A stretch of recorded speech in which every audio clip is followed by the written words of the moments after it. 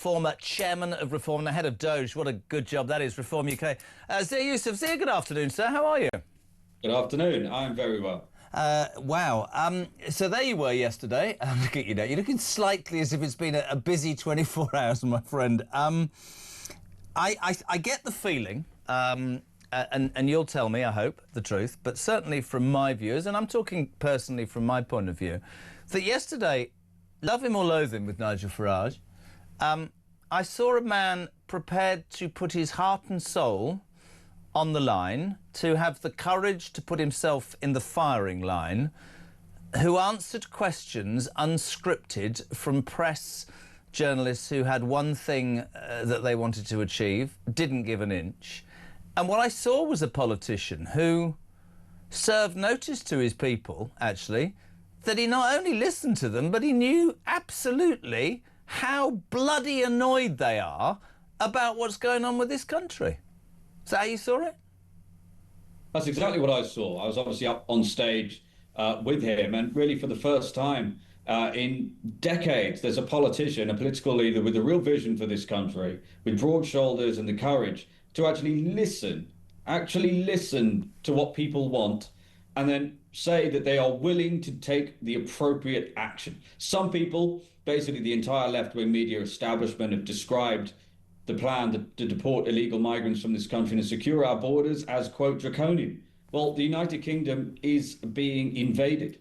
Our plan is nothing more than a proportionate response to a national emergency. And do you remember during COVID?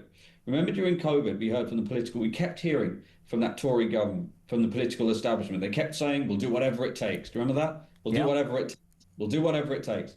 When it comes to the invasion of the country and protecting little girls in this country, they shrug their shoulders and say whatever. And what an indictment is to this country's eternal shame that there's a little 14-year-old girl who felt like she had no option other than to literally take up deadly weapons. You know, Zia, they've been so betrayed by successive governments. Our plan to deport people here illegally is the only option left in order to restore justice in this country. One of my absolute bugbears before we get on to deportation is I've worked with enough female commentators over the years, and I've always been incredibly supportive of these people who talk about what's right about protecting women. Quite right. Women shouldn't be catcalled. They shouldn't be stalked. They shouldn't be sexually assaulted. It's fundamentally wrong. But I call out, and I never get an answer from those same women, when young girls are being sexually assaulted. That story on Dorset Beach where I live, the bloke who stuck his hands down the trousers of a young 17-year-old girl who's got PTSD and will have for the rest of her life. And what did the judge say? Oh, he had a bad upbringing. It was a mere aberration. The judge should be fired. Seriously, it's a disgrace, right? I never hear a thing from those women. It's like the transgender argument. When you talk about, you know, men in a skirt with a penis in a female changing room. I've got a teenage daughter. I want to hear from those women at those moments, and I don't. Let's talk about what Nigel said, because as was going to happen, those on the left have come out and they've said, this isn't possible, this is not what Britain's all about. Today, actually, people are saying that he's rolled back. Yesterday, stood next to you, he said that even women and children would be deported. Today, apparently, at a press conference in Edinburgh, Nigel said that wasn't true. So just reiterate what the policy would be, if you'd be so kind, here, for women and children who arrive illegally in the United Kingdom.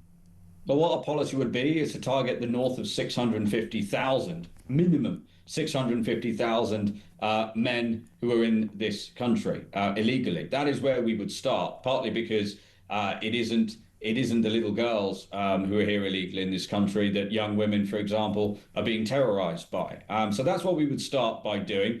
And ultimately, the only way we are going to address this problem is by having an industrial scale enforcement program to deport people. So we've got to start, the point Nigel was making is that we've got to start with the people who are here illegally, who are adult males. And by the way, those are the majority.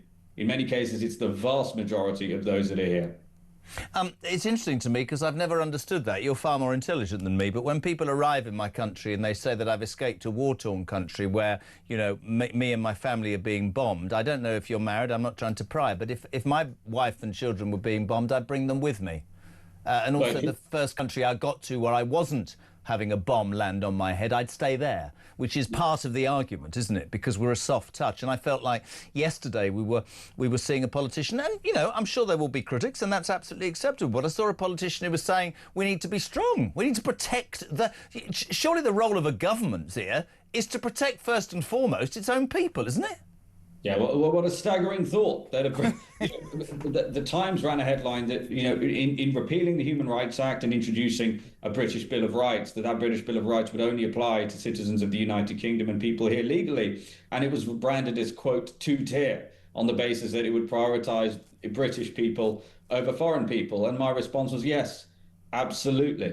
Absolutely, it will. That is exactly what a government should be doing. And, you know, we can go through some of the ridiculous criticisms that have occurred. See, first of all, you had the band of left-wing quote unquote human rights lawyers and Labour MPs and mouthpieces say, what, you're going to talk to the Taliban, you're going to do a deal with the Taliban, and then a few hours later, Keir Starmer told the press he would be willing to do a deal with Afghanistan too. And by the way, Germany has already begun deporting its illegals to Afghanistan via Qatar, who brokered that deal. So even the Germans have already begun speaking to the Taliban. And isn't it funny? Isn't it funny that I get asked about would you return women to here illegally back to, quote, woman-hating Afghanistan? And I said the vast majority of the Afghans arriving on our beaches uninvited are not women. They are men. They are men. Why is that left-wing media outlet okay, seemingly, by the framing of that question,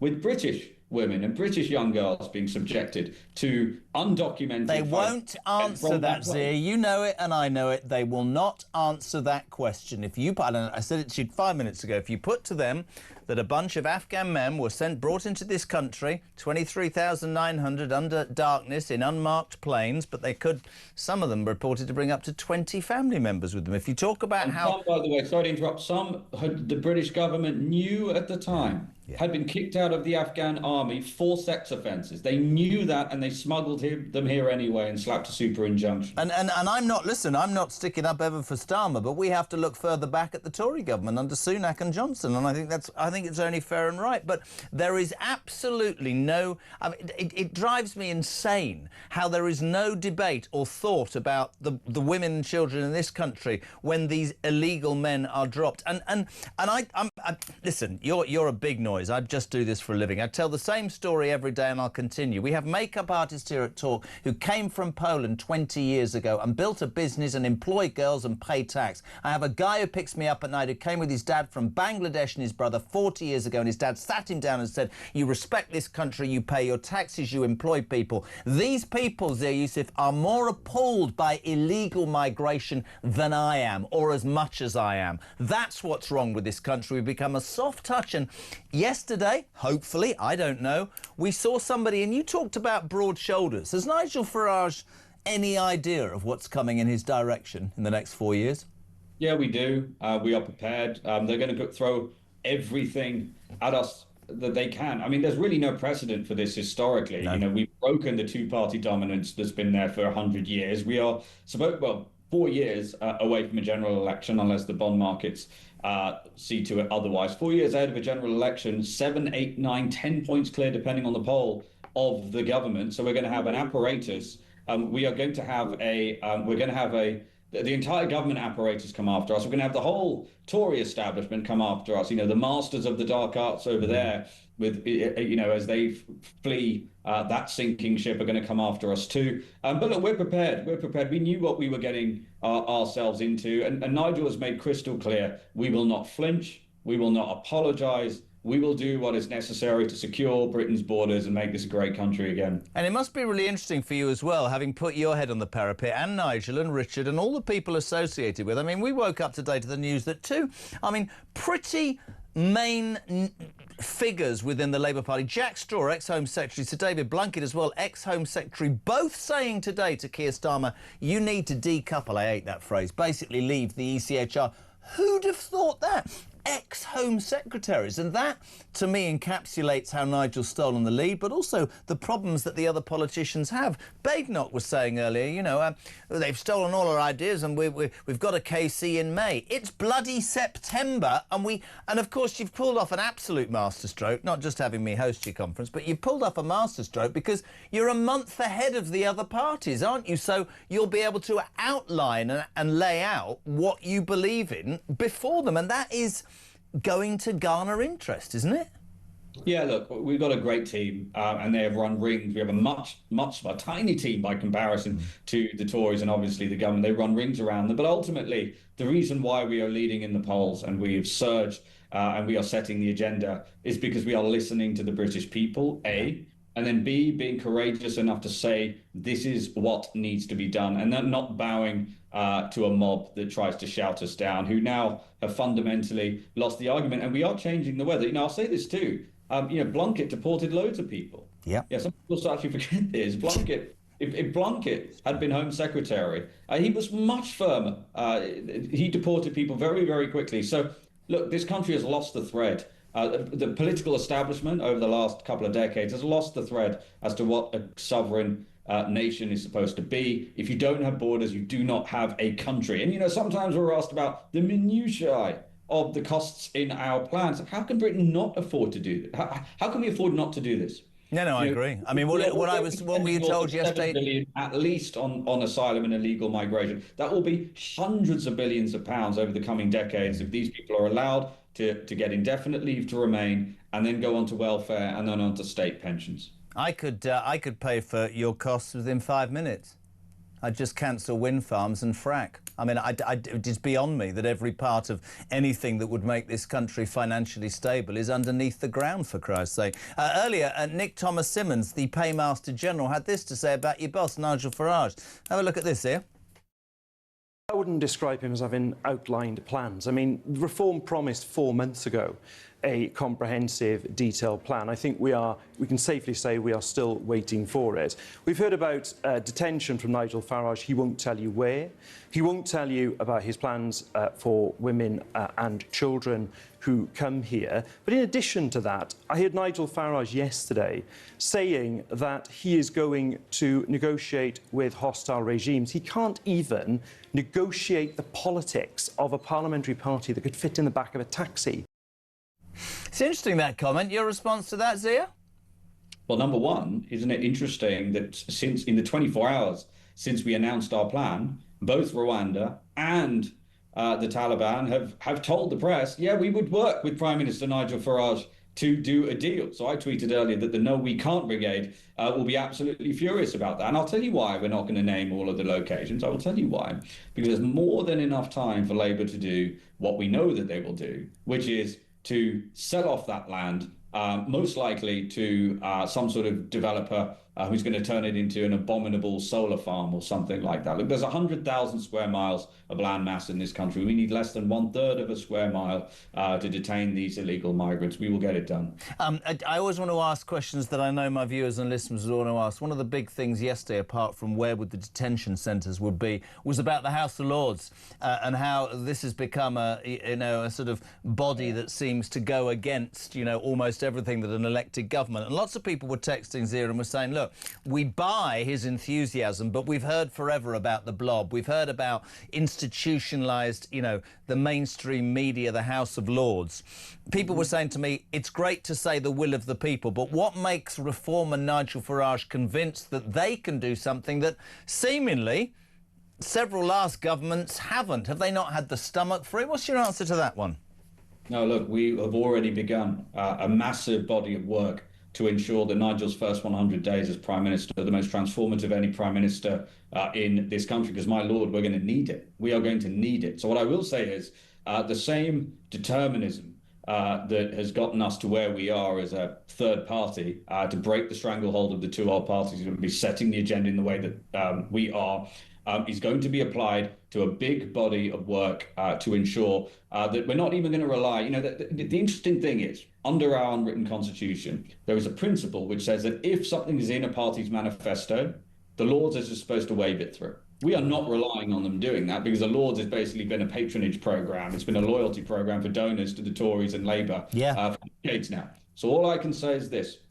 I will tell people listening and concerned about that. We are aware of it, and we will have a plan to ensure that the Lords will not be able to stand in our way. It's very interesting, actually, the point you make about the 100 days. People will jump on that and say that's very Trump-esque, but certainly Donald Trump did hit the ground running, and it made me think about Labour.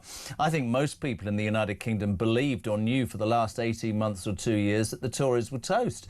Sue Gray was in charge, of course, of Keir Starmer's first 100 days. Ironically, she was gone before the 100 days were up, and actually what's become patently obvious, and you smile, and I smile as well, is there was very little plan. There was very little, organisation. And I hear Kemi Badenoch earlier saying, oh, we've got this KC. It's good to hear that you're facing now, questions and working out how you're going to deal with this stuff. Because if I personally, I think many viewers would agree, think about another 4 years of this. I mean, for example, 600,000, they'll probably been given, they've probably been given, allowed to stay, won't they, by the time Starmer's finished, and all his mates will be in the Lords. And it is going to be a big deal. So it's going to be good to hear that work is happening now. Because one of the criticisms of reform, and you would accept this, has been that it hasn't been a well-oiled machine. It's on its way to becoming, you're saying, right? Absolutely, absolutely. Look, we're a startup. We're a startup. Think where this party was just a year ago. Yeah. The dust was settling on the general election. 14% of the vote now. We've routinely, I think, north of 90. We've led the last 90 opinion polls. We are setting the agenda. Keir Starmer doesn't know which way to turn. Look, we are also a huge source of hope for people in this country. We hear this all the time from people in the street when walking around. We're knocking on doors. Our inboxes are full of people who say, for example, at the conference yesterday, they tuned in and said they really feel a sense of hope again. So we wear that burden, and we are fully aware, we are acutely aware that we have to get this right. And I want to say, from a policy standpoint, nobody knows better than Nigel that there's one thing is what's the correct prescription for the patient.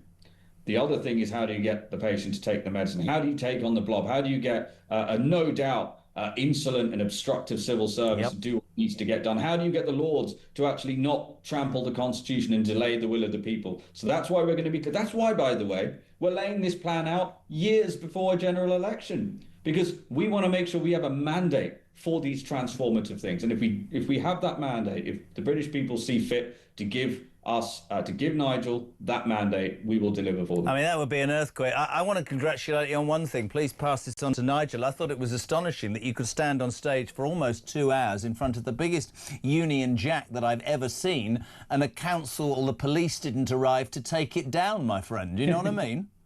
We had good security. Yeah. Great to have you on, Zia. Really appreciate it. Thank you so much indeed. Zia Yusuf, head, of course, of DOGE, for Reform, ex-party chairman, explaining everything to do with Nigel Farage's approach yesterday. Love to know what you make of him.